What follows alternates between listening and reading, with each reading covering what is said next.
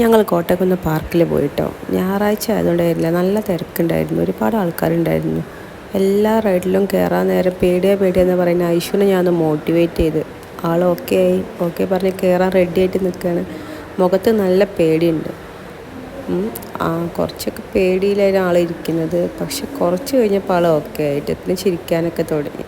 അങ്ങനെ പിന്നെ ഓരോന്ന് കഴിഞ്ഞ് ഓരോ റൈഡിൽ കയറാൻ തുടങ്ങി. പിന്നെ ആളെ പിടിച്ചേ കിട്ടാതായി. ആൾ തുള്ളി കളിക്കാൻ തുടങ്ങി, ഭയങ്കര എക്സൈറ്റഡായി. ഒരുപാട് റൈഡുണ്ട് അവിടെ, കുട്ടികൾക്കും വലിയ ആളുകൾക്കൊക്കെ പറ്റിയ ഒരുപാട് റൈഡുണ്ട്.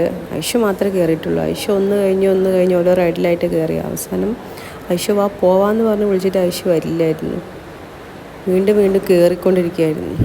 പിന്നെ അവസാനം അവളെ ക്ഷീണിക്കാൻ തുടങ്ങി കേട്ടോ. എന്നാലും തുള്ളി കളിക്കുന്നതിനൊരു കുറവില്ലായിരുന്നു. അങ്ങനെ ഞങ്ങൾ കോട്ടക്കുന്ന് പാർക്കിൽ നിന്നും പോന്നു. അപ്പം ഓക്കെ.